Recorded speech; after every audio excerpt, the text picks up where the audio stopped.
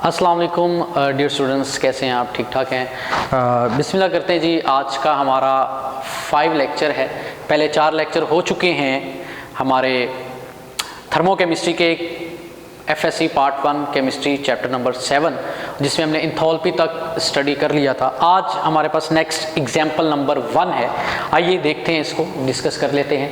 तो example number 1 में वो कह रहा है कि when 2 moles of H2 and 1 mole of O2 oxygen, यानी कि हाइड्रोजन के 2 मोल, ठीक है, और ऑक्सीजन का 1 मोल जब 100 डिग्री सेंटीग्रेड में 1 टोर प्रेशर पर, कांस्टेंट प्रेशर पर, ठीक है, रिएक्ट करता है, आपस में ये रिएक्ट करते हैं ऑक्सीजन एंड हाइड्रोजन, और 2 मोल क्या बना देते हैं बेटा? वाटर बना देते हैं, गैसेस वेपर्स बना देते हैं, यानी कि वाटर के। और कह रहा है जब ये रिएक्शन करते हैं, हाइड्रोजन और ऑक्सीजन रिएक्ट करके वाटर बनाते हैं, तो 484.5 किलो जॉल, क्या किलो जॉल उसने कहा है, किलो जॉल मीन टोटल एनर्जी या एंथैल्पी इतनी इवॉल्व हुई है, ऑफ एनर्जी आर इवॉल्व्ड हुई है। इसका मतलब ये कैसा एक रिएक्शन है? एक एक्सोथर्मिक रिएक्शन है, ठीक है बेटा, एक एक्सोथर्मिक रिएक्शन है और एनर्जी इवॉल्व हुई है। और कह रहा है कि आपने फाइंड क्या करना है, what are the values of alpha है आपके पास ए, डेल्टा एच आपने फाइंड करनी है, एंथैल्पी चेंज, और सेकंड आपने इंटरनल एनर्जी चेंज डेल्टा ई।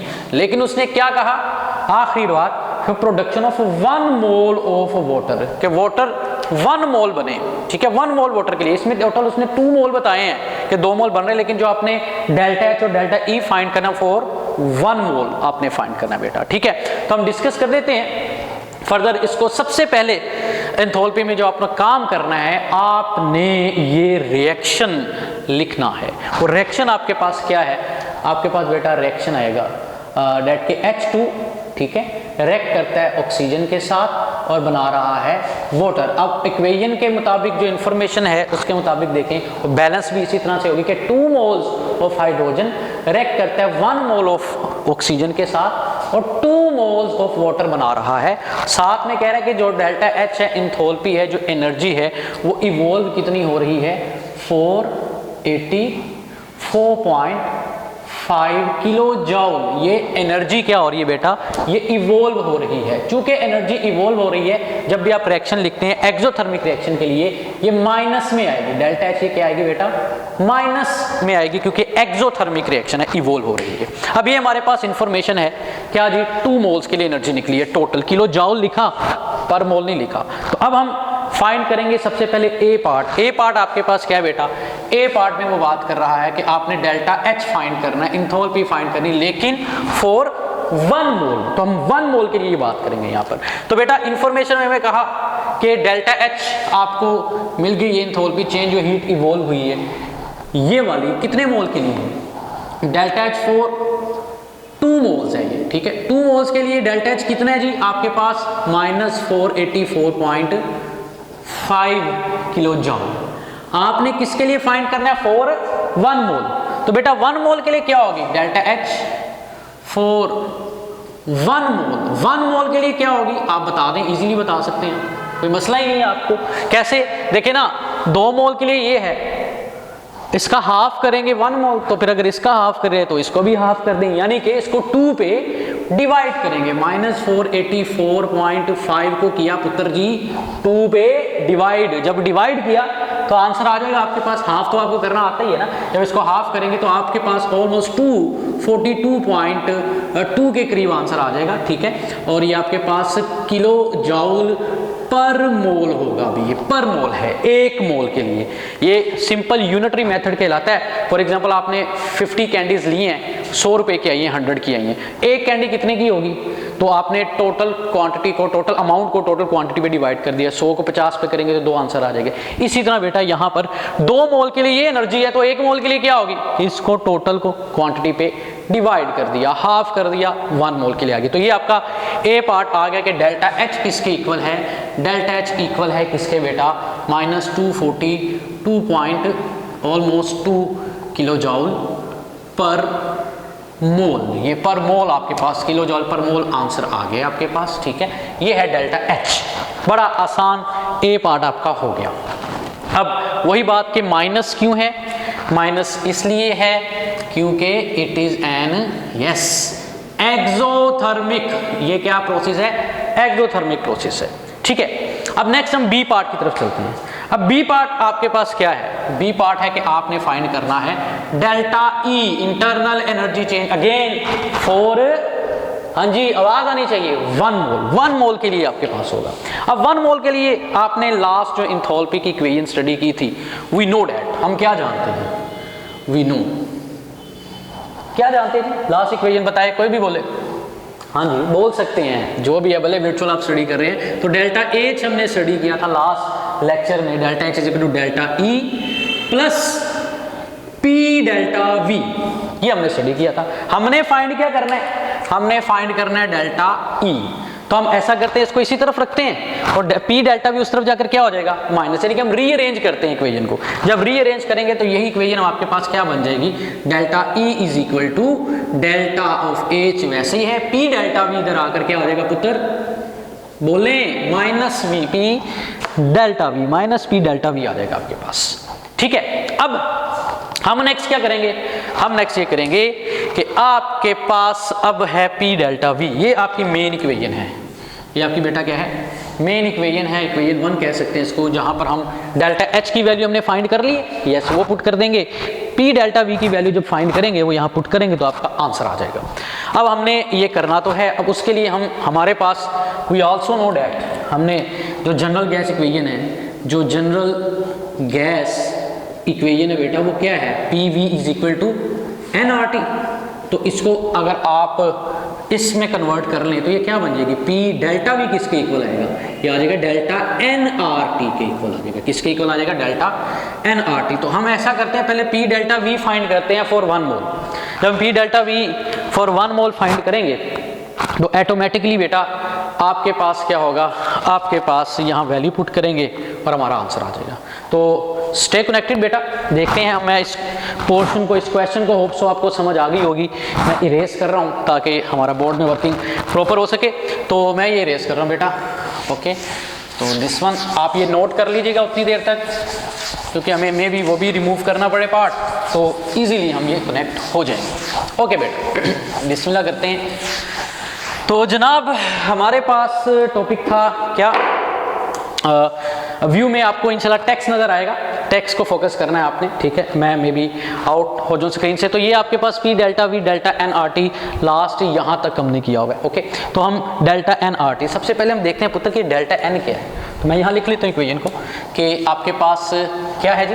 Yes, P delta V find करना हमने पहले, तो डेल्टा एन आर टी। तो सबसे पहले हम देखते हैं डेल्टा एन क्या है। तो बेटा डेल्टा एन क्या है? Delta N number of moles का डिफरेंस है।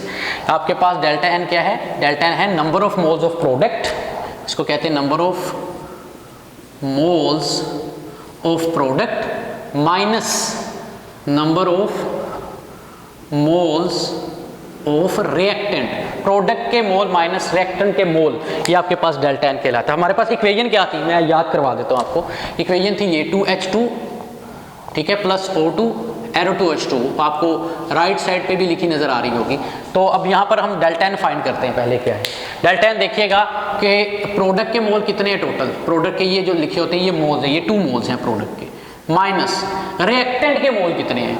2 मोल H2 के और 1 मोल ऑक्सीजन का, यही था क्वेश्चन में। टोटल 3 मोल हो गए, 3। तो नंबर ऑफ मोल्स का डिफरेंस क्या आया बेटा? -1। तो डेल्टा एन किसके इक्वल आ गया? डेल्टा एन -1 के इक्वल आ गया। हमने यहाँ पर वैल्यूज पुट करनी। अब ऐसा करते हैं, डायरेक्टली मैं यहाँ पर वैल्यूज पुट कर देता हूँ और आर की वैल्यू भी चले लिख लेते हैं। आर की वैल्यू क्या है? जनरल गैस इक्वेशन कांस्टेंट आपको पता होगा, इसकी वैल्यू है 8.3143 जूल पर मोल पर केल्विन। इसी तरह टेम्परेचर T यहाँ पर पुट करना है। तो टेम्परेचर T किसके इक्वल है? हमें इक्वेशन में, क्वेश्चन में दिया होता 100 डिग्री सेंटीग्रेड, लेकिन हमको पता है कि हमने किस में कन्वर्ट करना है बेटा? केल्विन में। तो 100 प्लस 273 करेंगे, केल्विन में आ जाएगा, ये एक्चुअली हो जाएगा 373 केल्विन। तो ये टेम्परेचर आ गया आपके पास। अब ये वैल्यूज यहाँ पर पुट करेंगे तो पी डेल्टा वी आ जाएगा आपके पास। तो देखते हैं जी, पी डेल्टा वी किसके इक्वल है? पी डेल्टा वी इक्वल है डेल्टा एन की क्या वैल्यू आई है? -1। ठीक है, -1 मोल आ गई। ओके, इनटू फिर क्या जी? आर। आर क्या जी आपके पास? 8.3143 जूल पर मोल पर केल्विन। ठीक है। और फिर लास्ट आपके पास क्या है जी, टेम्परेचर, और टेम्परेचर यहाँ पर क्या है, टेम्परेचर यहाँ पर 373 केल्विन। जब इसको आपने सोल्व किया, जब सोल्व किया आपके पास, ठीक है, तो आपके पास क्या आ गया, यहाँ पर इसको जब मल्टीप्लाई करेंगे तो ऑलमोस्ट 3100 क्या आंसर आ जाएगा बेटा, 3100 आंसर आ जाएगा। और आपको पता है, ऑलरेडी आपको पता है कि 3100 यहाँ पर जब पुट करेंगे तो आंसर आपका गौर करेंगे तो क्या आएगा, ये यूनिट भी देखिएगा, यूनिट भी देखिएगा कि केल्विन केल्विन से कट गया, पर केल्विन सिंपल केल्विन से, पर मोल स्मॉल से कट गया, तो आंसर आपके पास आएगा ये जौल में। ये किस में आंसर आएगा, जौल में। तो आपने किस में कन्वर्ट करना है, किलो जौल में कन्वर्ट करते हैं। तो ये किलो जौल में कन्वर्ट करने के लिए 3100 को आपने क्या किया बेटा, 1000 से डिवाइड किया, तो ये किलो जौल में आंसर आ जाएगा। तो आपके पास ये बन जाएगा 3.1, ठीक है, 3.10 कह लें आप, किलो जौल। ये आपके पास क्या आ गया आंसर बेटा, पी डेल्टा वी का। किसका आंसर है, पी डेल्टा वी। ये किसके इक्वल है, किलो जौल में 3.1 किलो जौल। लेकिन बेटा आपको स्टार्ट में याद हो गया कितने मोल के लिए आया है, yes, it is for 2 moles. तो चूंकि ये 2 मोल्स के लिए आया है, इसलिए हम इसको पहले कन्वर्ट करेंगे 1 मोल के लिए।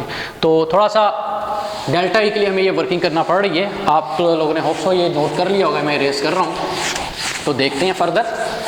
तो बेटा बहुत ही सिंपल वे में हम चलेंगे। हमारे पास जो वैल्यू आई है अभी तक वो क्या है, डेल्टा एच की वैल्यू आ गई और पी डेल्टा वी की वैल्यू आ गई है, लेकिन इट इज़ फॉर 2 मोल। तो पी डेल्टा वी हमारे पास जो लास्ट अभी आया है, ये किसके इक्वल आया है, 3.1 किलो जौल के इक्वल आया है, पर मोल नहीं है। पर मोल के लिए क्या करेंगे, ये टोटल वैल्यू है 2 मोल्स के लिए ना, स्टार्ट में ये बात की थी।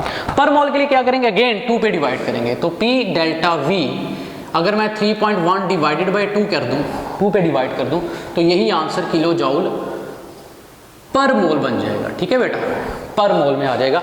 और ये आपके पास वैल्यू क्या आ जाएगी, 1.55 किलो जौल पर मोल। अच्छा, यहाँ पर एक थोड़ा सा क्लैरिटी कर लें, सही कर लें आप लोग, ठीक है।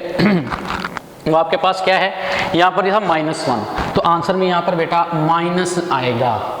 ठीक है, मैं यहाँ मिस कर गया था, आप लोगों ने प्लीज़ नोट कर लेना, -3.1 आंसर आएगा। और यहाँ पर माइनस है क्योंकि एक्सोथर्मिक में चल रहा है, नंबर ऑफ मोल्स का डिफरेंस है। अच्छा हो गया, ये क्लियर हो गया, आप लोगों ने रिमाइंड करवा दिया। आप सोच रहे होंगे मैंने लिखा नहीं, अब लिख लिया। ठीक है, तो -1.55 किलो जल पर मोल। अब बेटा ये आपके पास क्या आ गया, पी डेल्टा वी। जल्दी से हम चलते हैं, हमारे पास जो इक्वेशन थी, इक्वेशन 1, वो क्या थी, डेल्टा ई किसके इक्वल था, delta H minus P delta we के। तो पी डेल्टा वी की वैल्यू हमने फाइंड कर ली है, डेल्टा एच की वैल्यू हमने फाइंड पहले कर ली थी।